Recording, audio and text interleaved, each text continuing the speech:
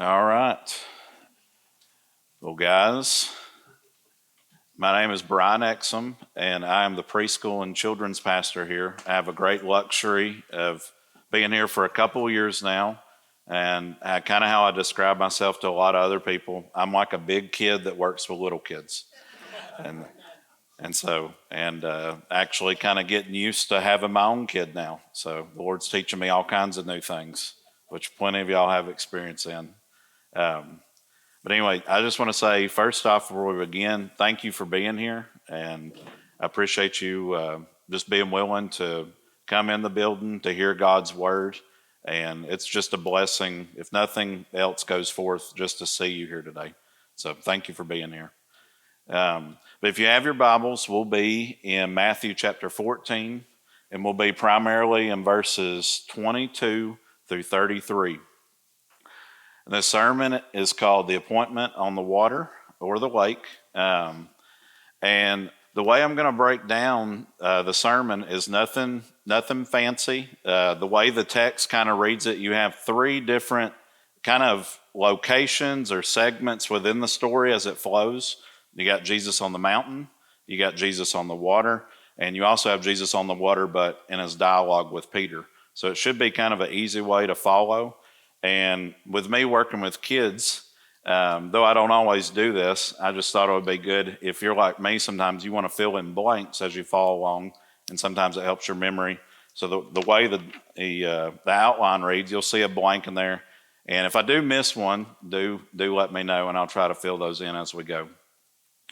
But anyway, let's get into the text. Now, before we begin, I do kind of want to paint a little context. Most of y'all, if you've been in church long enough, you've heard of the feeding of the 5,000. And it's one of the most extraordinary events, I think, that's ever happened on earth.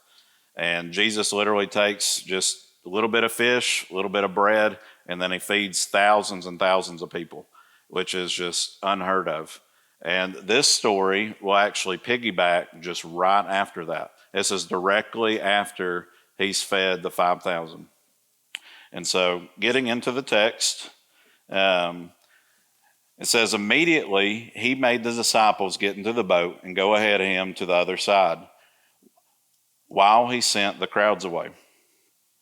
After he had sent the crowds away, he went up on the mountain by himself to pray, and when it was evening, he was there alone. But the boat was already a long distance from the land, battered by the waves, for the wind was contrary. And so we kind of want to hit pause and camp out there just for a second. Your first bit of text, it deals with Jesus on the mountain. And the first thing you're going to see here is Jesus intentionally told the disciples to get in the boat for a purpose. And so Jesus here, you got to think, he's just fed thousands of people. People are pretty excited, and they've just seen a miracle they'd never seen before. And some people were just really hungry and got fed and are excited about that, which we can all relate. I mean, you got Baptists and buffets, you get really excited about that. But anyway, you have a lot of people that are very, very excited. And one of the reasons they are excited is not necessarily about the miracle in itself, not necessarily because Jesus is the Son of God, but they're more of thinking politically. They're thinking, hey, Jesus is here. He's showing and flexing his power. And, we would actually like to make him king. We'd like to do it here and now. And the book of John actually reads that they were wanting to make Jesus king. And so whenever they get to this point, they're wanting to make him king, it is completely contrary to what Jesus wants on the here and now. He doesn't necessarily want to be an earthly king and conquer kingdoms and take over. Rather, there is a heavenly kingdom, and the way he does it is conquering people's hearts. And so it's completely contrary to what they want. And Jesus here senses this. He senses the excitement. And honestly, I think he's looking out for his disciples here. I think his disciples are in a place where they could be swayed by the crowds. They could cave into this pressure. And I do think he is looking out for them. And that's why he immediately pushed them away. And it's kind of an odd request, but Jesus is, he's pretty pushy here. In different gospels, it actually talks about him in the Greek like forcing them. So it's not really something to buck back on, but it's going to happen. And so, but the good thing is they can go with confidence that Jesus told them to go to the other side. They can rest that, hey, they're going to see Jesus on the other side one way or another, because that's simply what he told them. And so, but there are bigger purposes here. You have one purpose in him just wanting to avoid the earthly kingship, but I mean, you have a bigger purpose in which, as you go into the text, he's going to end up showing how he teaches the disciples, and Peter specifically, and you'll see his purpose kind of unfold. And so, anyway, going into verse 23, I want you to see Jesus sought opportunities to spend time in prayer with the Father. So one thing that's really remarkable to me here, and it just really shows that Jesus is God. He's completely different than us. Because I think any one of us, after the feeding of the 5,000, I honestly think in our pride, if we had just fed that many people, we would want some type of glory for it. We want some type of attention. But Jesus shows counter to that. He does kind of the opposite, where we would want to hang out maybe with the people and maybe hear some remarks of how awesome we are. Jesus shows complete humility, doesn't hang around the crowds. He dismisses them, and then he retreats to a place to be alone. And so that in itself is a lesson for us, is not self-seeking, but seeking time away from the attention to spend time with God the Father. And Jesus here is going to spend time with God the Father, and not just anyway, but in prayer. And if you're familiar with any of the other Gospels, this is actually a common practice of Jesus. He spent quite a bit of time with God the Father in prayer. And Mark 1:35, this is very early on in his ministry. He says, very early in the morning, while it was still dark, Jesus got up, left the house, and went to a solitary place. So a place where he's alone, where he prayed. And Simon and his companions went for him, and they actually found him and exclaimed, "Everybody is looking for you." So you see kind of a similar circumstance. There are people looking for Jesus, wanting to be with him, but yet he deems it very, very important to spend time with God the Father. And he made this very, very important. And you can see Luke chapter 5, verse 16, it says he often went to the wilderness to pray. You can see this from John 18, like before his crucifixion in the Garden of Gethsemane, where he's praying there with Peter, James, and John. And you can just see Jesus has a consistent pattern of spending time with God the Father in prayer. And so just a simple question that I think almost comes from the text, it beckons us that if Jesus, who's the Son of God, thought it was important to spend time with God in prayer, how much more so is it important for us to spend time with God in prayer, and with us being human? And so that's a natural question that could come out of the text. Now, as we transition into the story, you have the disciples who are starting in the boat. Okay, you have Jesus on the mountain praying. And as the disciples are moving along in the boat, the text kind of tells you what goes on in the boat and on the lake. And so it says, but the boat was already a long distance from the land, battered by the waves, for the wind was contrary. And so the lake that they're on is actually the Sea of Galilee. And if you want kind of a picture of it, you can see it right here. And this segment on the east side of the Sea of Galilee is where the feeding of the 5,000 took place. So you kind of have it in this area. And so Jesus is on a mountain right in this area, and the disciples start off in the water, and he told them that he's going to meet them on the other side. And so that's the last thing that they were told, and quickly they find out that it's not going to go according to plan. And so the third point I have right in here is the disciples were having a difficult time traveling where Jesus wanted. They were having a difficult time. And where they are in the Sea of Galilee, John's gospel actually tells us they're a couple miles out. And this this section, it's hard to see it with just this picture, but from this side to this side, you're looking at close to 6 to 8 miles, and they're roughly around halfway through that.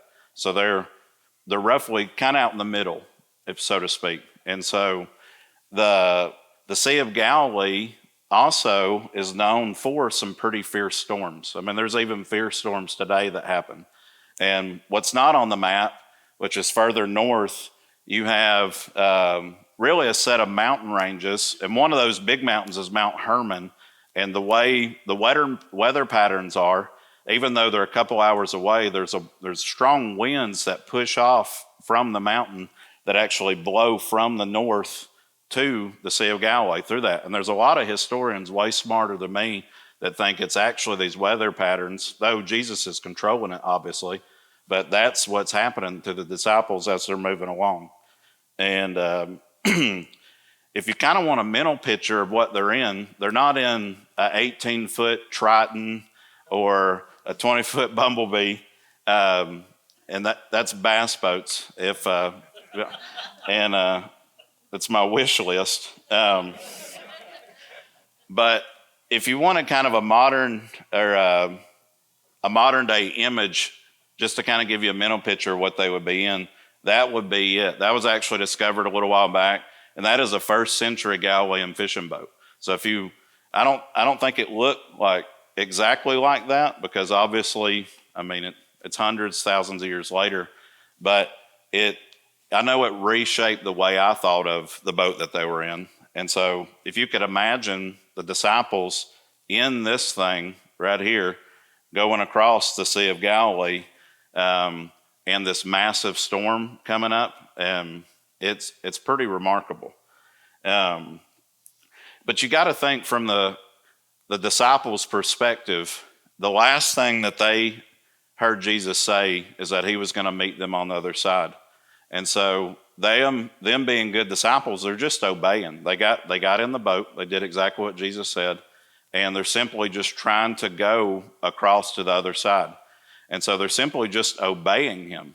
And you had to know that once they got out there, once that wind started, once the waves started, and it started getting hard, they had to wonder, like, why is this so hard?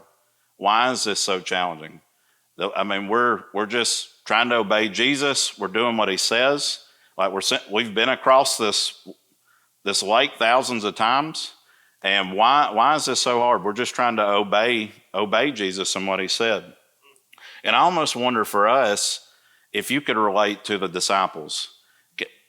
Have you ever just felt like you're just trying to obey the Lord? You're doing the best you can, and things just get harder. I mean, John's gospel actually says that they had rowed about 3 or 4 miles, and they were in this with the wind against them. Another gospel describes they're straining at the oars. They're just simply trying to obey.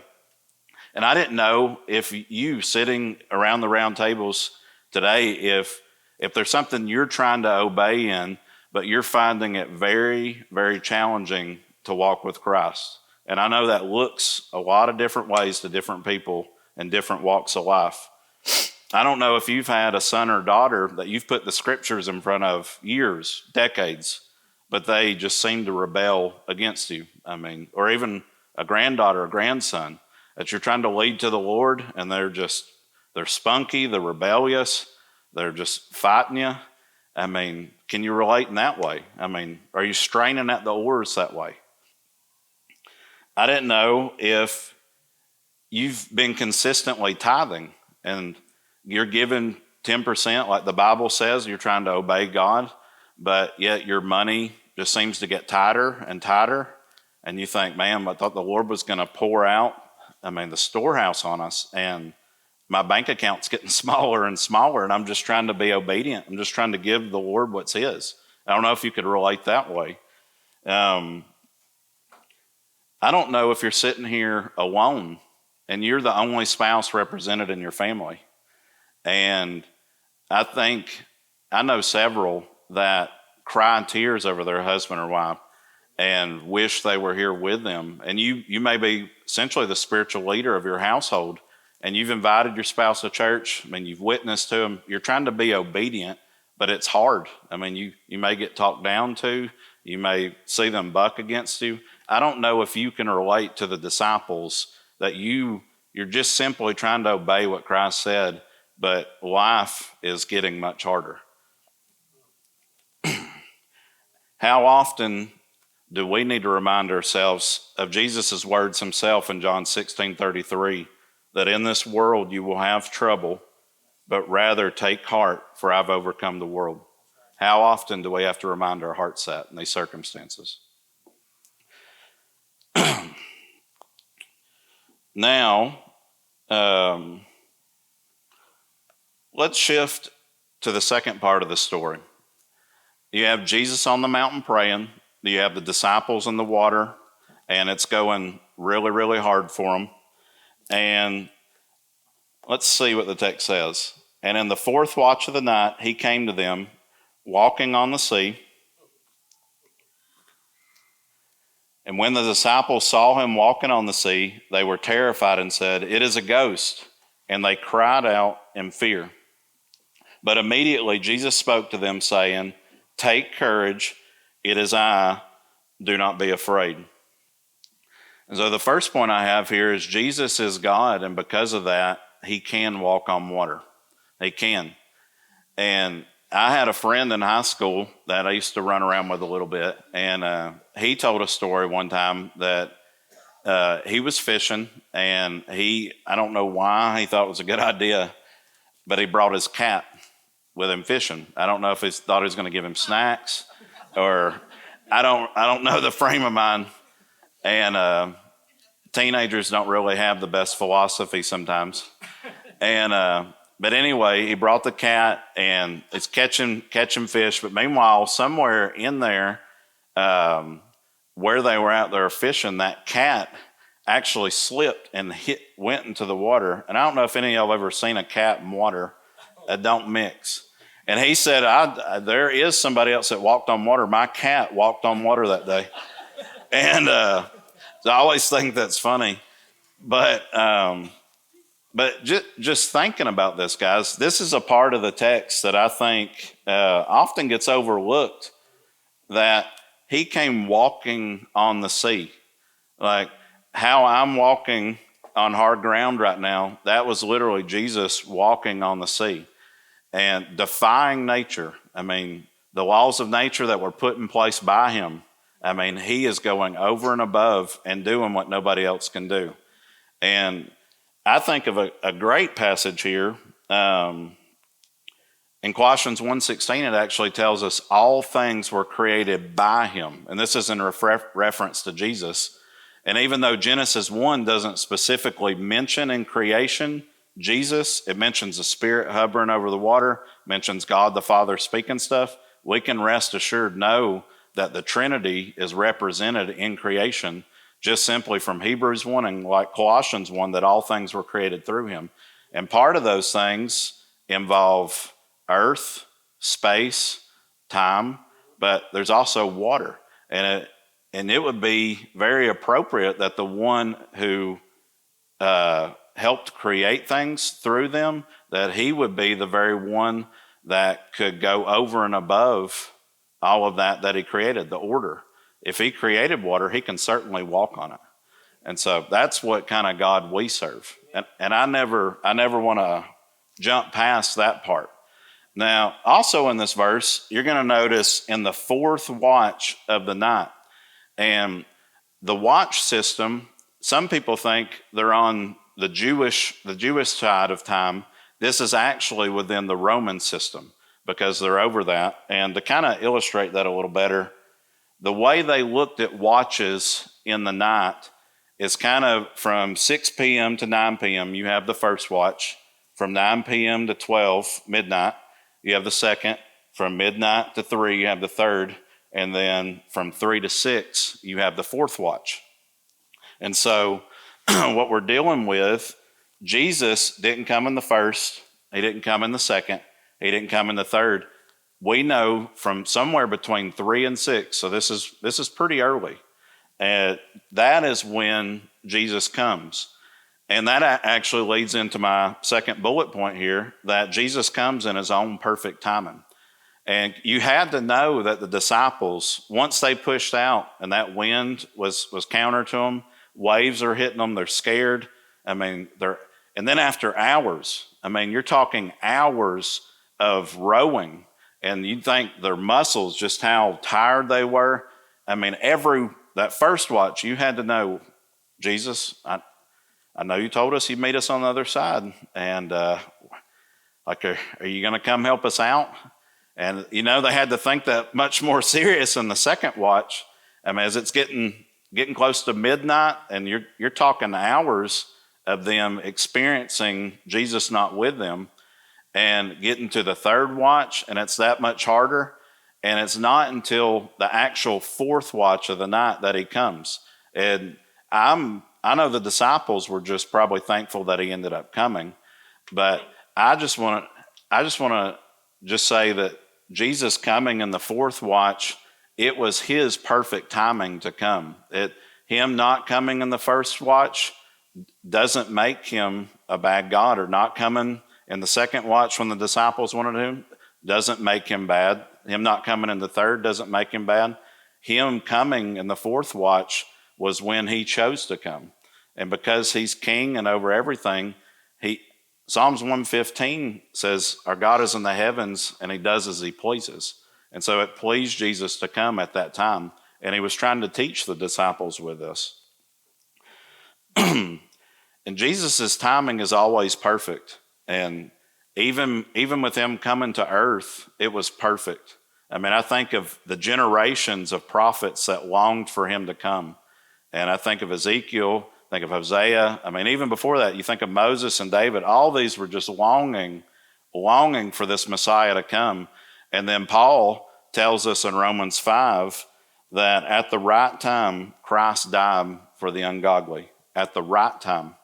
Not 1 century too late, not 1 century too early. No, Christ died at the right time. And his timing is always perfect.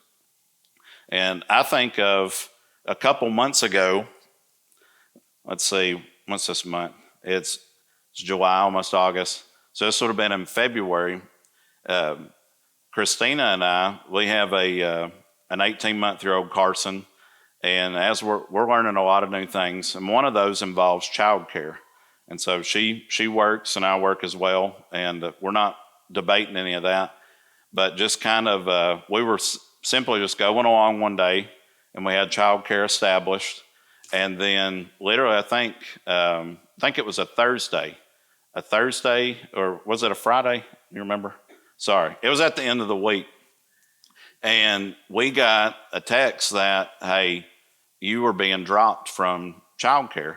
And not only us, but there was about 4 or 5 other families. And so and that may not seem like something that would cause anxiety, but we knew, hey, the weekend's here, but Monday's coming. And both of us still got to work. And it was something that created anxiety on the spot.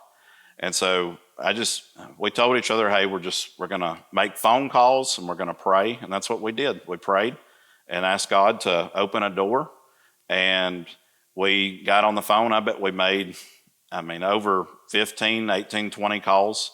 And, we shook the tree and was trying to see if anything fell. And nothing really throughout the day.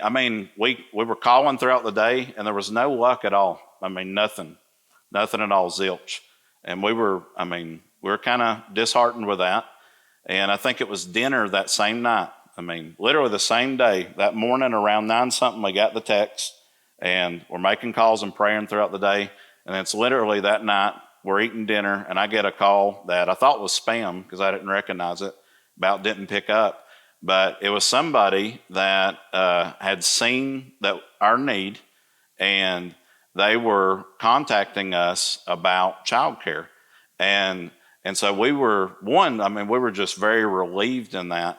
But just to even show just how God just works, is it not only was somebody like in a family, like within the church. And then it's a lady that has 3 daughters here at the church. So that's always a comfort. But they're also literally a road over, less than a mile. And that was also even a better price than we did have. And so like God provided, and he provided it in his perfect timing. And he chose to do it that day. But even if he didn't do that, he would have still been God, like Shadrach, Meshach, and Abednego. And I'm not trying to compare our situation to that completely. One's strongly more dire. But what they said, I mean, like they weren't afraid of the fire. They knew that even if God didn't provide for them or save them, they alluded to that he was still God. They were still going to do what they wanted. And so whether God's timing is within ours or not, he's still God. And we can trust him. Now, the third bullet point in coming, and this is something that gets kind of skipped over too, because it's also mentioned a lot in the Bible. It says, but immediately Jesus spoke to them, saying, take courage, it is I, do not be afraid. So you have Jesus who's come off the mountain. It's dark, they're on the lake, and the disciples are weary and they're tired, and they see this figure coming that they think is a ghost. They don't recognize it's Jesus right away. They think it's a ghost. And notice that when they're afraid, like when they're afraid in the moment, okay, look at Jesus's first inclination, his first reaction. It is to comfort them. And how does he do it? He doesn't do it with anything else, nothing synthetic, nothing that ain't going to measure it up. No, he offers himself. He says, it is I. And what better thing is there to comfort than Jesus himself? Who else can? What else? Money can't, security can't, retirement can't. I mean, there isn't anything that measures up towards Christ comforting us. And he knows exactly what's best for us, what can comfort us moment to moment in the best way, and it's only himself.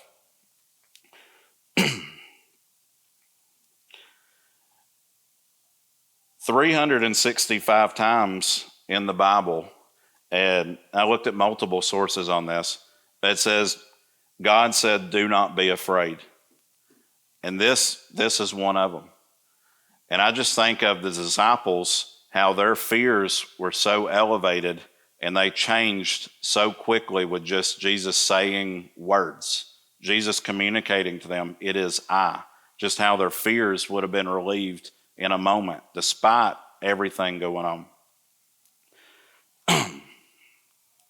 Now, you have Jesus on the mountain, you have him on the water, and now I want to show you Jesus on the water and his dialogue with Peter. Peter said to him, Lord, if it is you, command me to come to you on the water. And he said, come. And Peter got out of the boat and walked on the water and came towards Jesus. But seeing the wind, he became frightened, and beginning to sink, he cried out, Lord, save me. Immediately Jesus stretched out his hand and took hold of him and said to him, you of little faith, why did you doubt? When they got into the boat, the wind stopped, and those who were in the boat worshiped him, saying, you are certainly God's Son.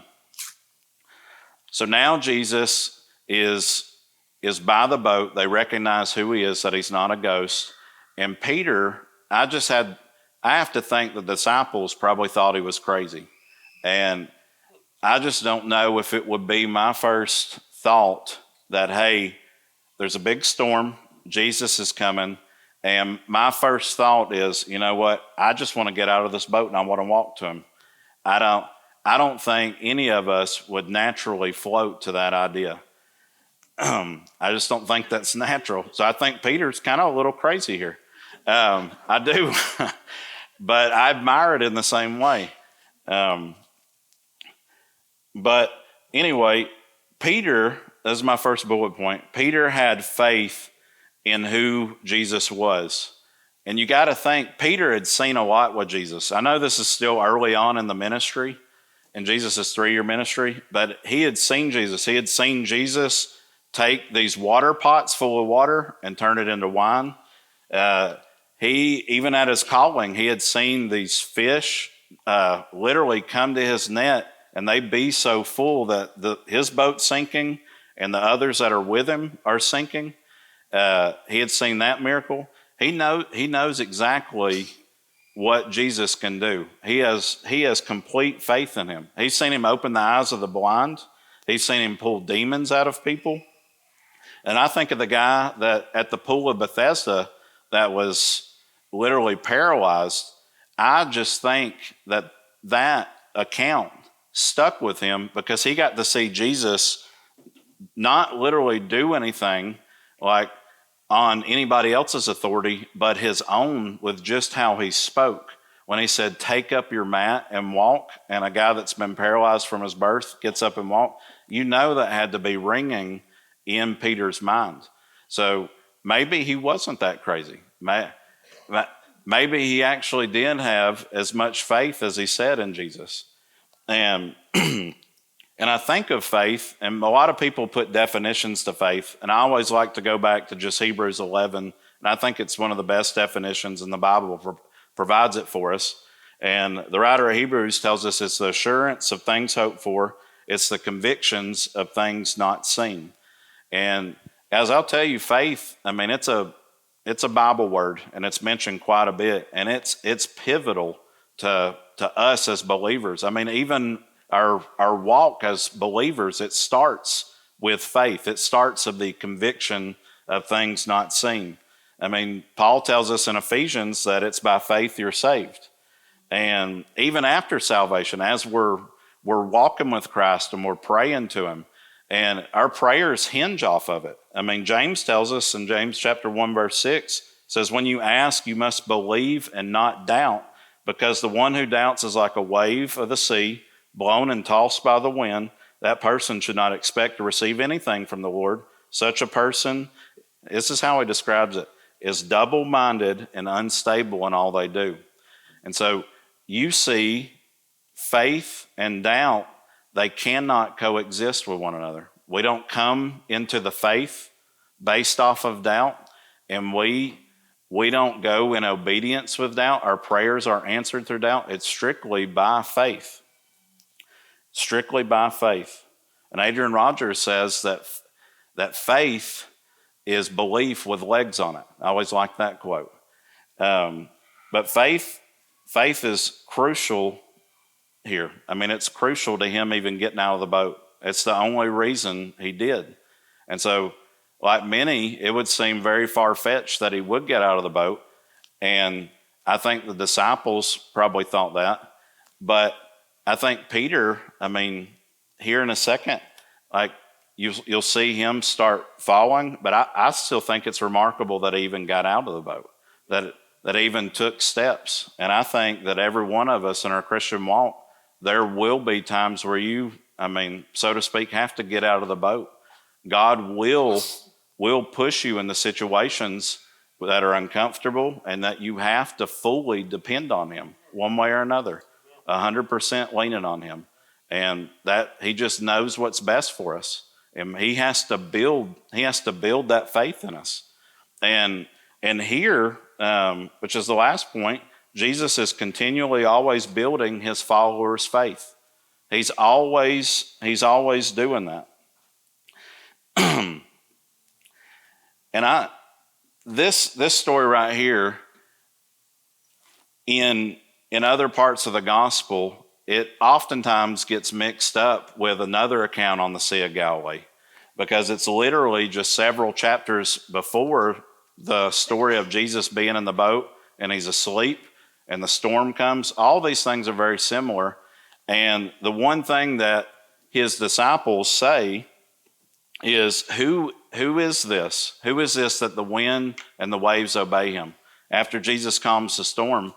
And here, at the end of it, you can see that they're saying, you are certainly God's son. You can see that transformation in them.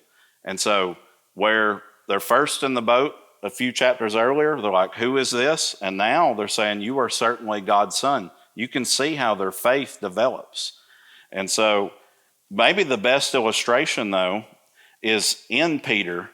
And Peter, guys, and I want to just kind of picture this just think of the Christian walk, like you and I, as you're saved and you're seeking to obey Christ and you're wanting to walk and obey him.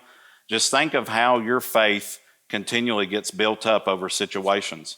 And I think a lot of times, like as we're saved through faith and we come to know him, that's the starting point. It ain't the finishing point, it's the starting point.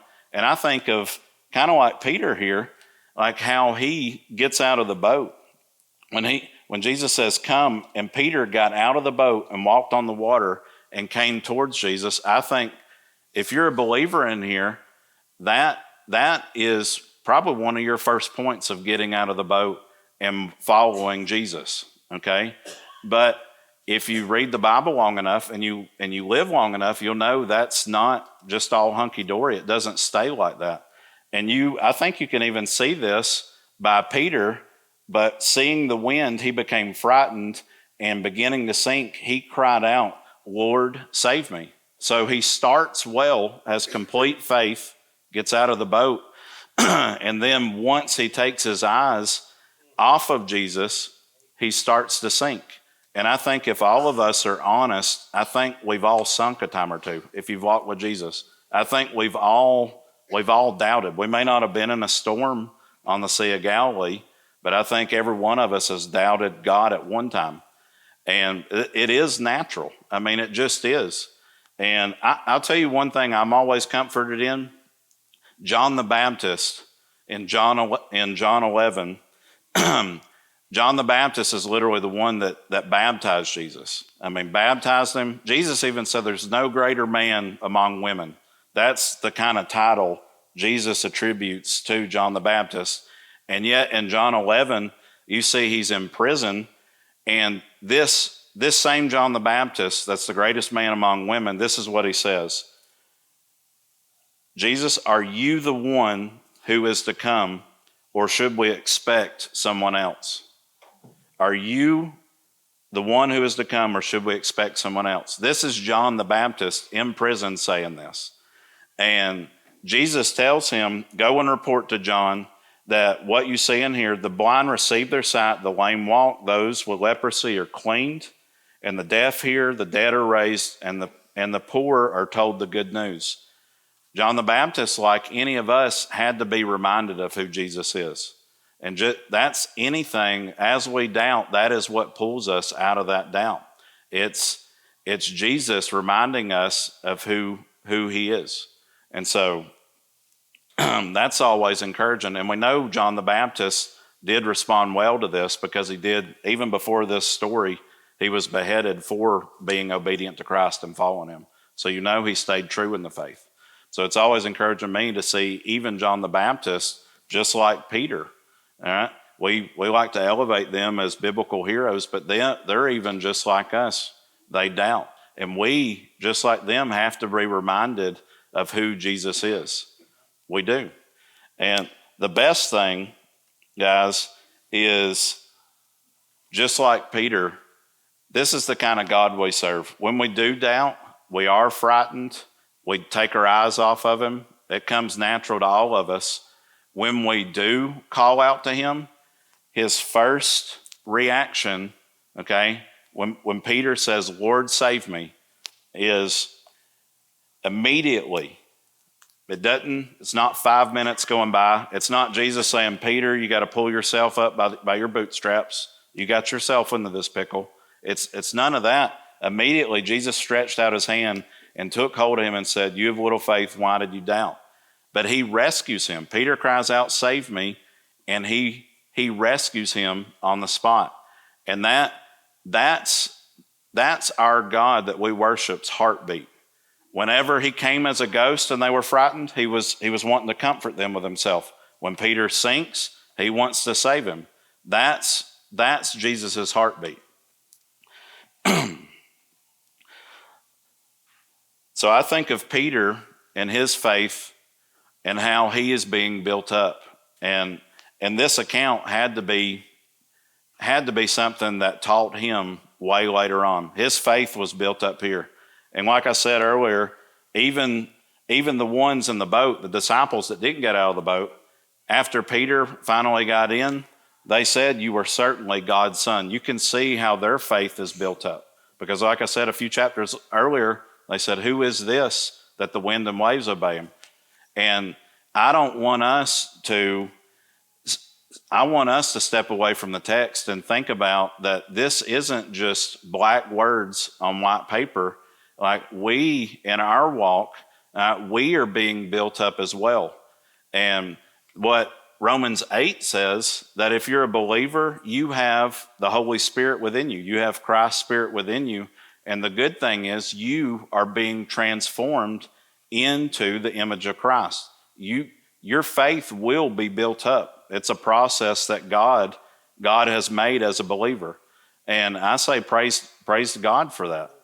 And Paul tells us in Romans 8, being conformed into the image of his son. That's how he words it. And he also tells the church of Corinth that we're being transformed into the same image from glory to glory. And so we, like Peter, like the disciples, our faith, is going to get tested. We're going to have to get out of the boat and we're going to fall. I mean, it's natural. Like John the Baptist being in jail and questioning if Jesus was the Christ. Guys, they will come natural. And I got to tell you that we can be rest assured in who Jesus Christ is. We can be fully confident in who he tells us he is from his word. So in concluding this, as I want to say, may we remember that Jesus, the same Jesus on the mountain, is the same one on the water. And may we remember that though we strain at the oars, though we, like the disciples, will find hardship, that there is a God who loves us, and even if it doesn't feel like it. May we remember that Jesus is who he says he is, and then like the disciples, like they said, like he is truly the Son of God. And may in our doubts, like the writer of Hebrews says in Hebrews chapter 12, may we fix our eyes on the author and the finisher of our faith. So let me pray for us. God, we thank you for your word. God, we thank you for your truth and how, God, it rebukes us, it convicts us. God, it changes our heart. God, you use it to conform us more into like Christ. So God, we thank you for your word, and we thank you for the account of you coming off a mountain, God, and interacting with the disciples, interacting with Peter. God, I thank you just for an illustration that we can see, and even how Peter doubted and sank. God, we praise you, God, that you didn't just let him sink. God, we thank you that even spiritually, when we were sinking and we couldn't help ourselves, God, and we cried out, save us, God, that you did. God, we thank you that anyone who calls on the name of the Lord will be saved. We thank you that you're a God who listens to us, God, and you are one that saves. God, I pray that from the lesson you would help us to remember that you're not far off, God, that even when it doesn't feel like you're in the boat with us, it doesn't feel like you're around, God, that you still care for us, that you still love us. God, I pray that you would help us to remember that if we do doubt, God, that there is a God that wants to remind us of who he is, and we can come out of that. God, and I thank you for there being a way to come out of doubt and to rest our faith in the most solid place that it can be, and that is in you, Jesus Christ. So God, we thank you for who you are, God, and what you've done for us and what you're going to do. And I pray this in Christ's name. Amen.